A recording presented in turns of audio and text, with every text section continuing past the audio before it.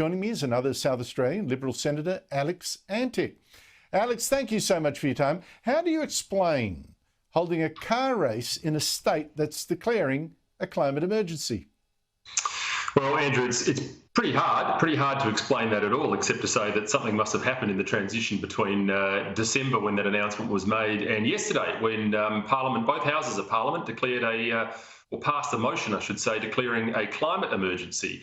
Now, if we were in an emergency, you wouldn't think that it would be the highest priority to bring back a gas-guzzling, diesel-powered V8 race to SA, and we love the Clipsal, no problem with that. But it doesn't stand to reason, and I just think it's just another example. I mean, we see this from Labor governments all the time. They come into power saying we're just like you except different, and then within weeks, it's here we go, here comes the green left. So it's pretty predictable, you'd have to say.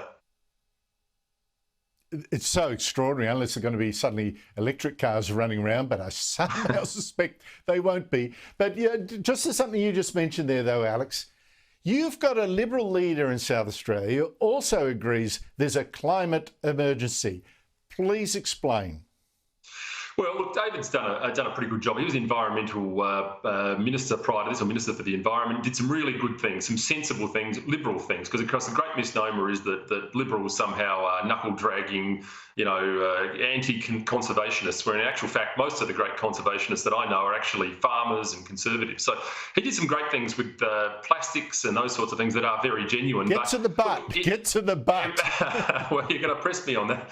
Look, in this instance, I certainly don't agree with having any part in being a declaration of a climate emergency. So, in his defence, though, I have to say they did try to put up some amendments which failed. Had it been me, I would have crossed the floor and voted against it every day of the week, because even though this doesn't actually have any teeth, this particular motion, what it does do is it prepares the ground for what's coming next. And we've seen the use of the concept of emergency being used and weaponised against people generally for long periods of time. And the climate emergency is no different. We can prepare for this, and we can start getting used to being told by a social media app you've had your tank of petrol for the week or the month or whatever.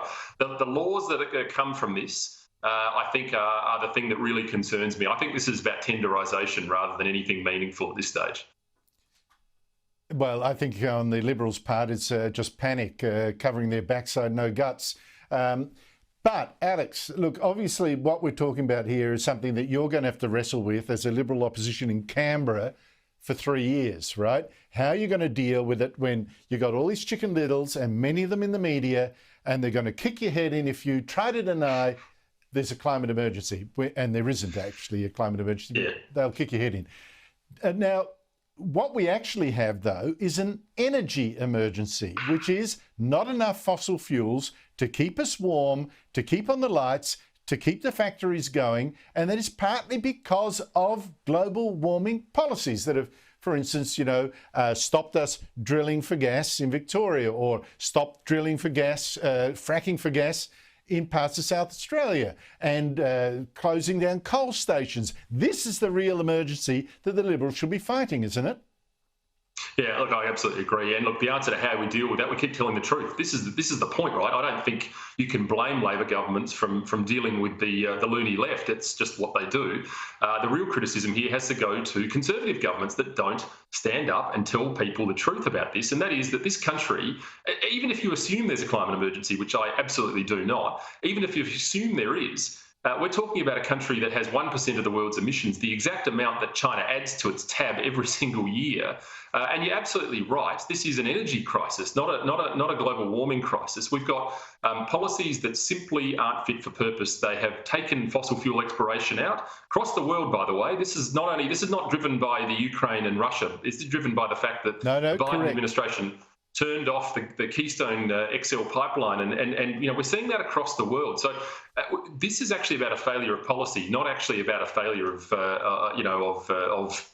solar panels or something like that. Right at the moment, I'm afraid that's correct.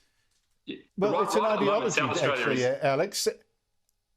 It's an ideology, and I don't think the Liberals have fought it, and they certainly haven't fought it in the schools. And we've raised a generation of kids who really do think the world is going to fry and they're going to die. And I think that's a real pity. Alex Antic, thank you so much for your time.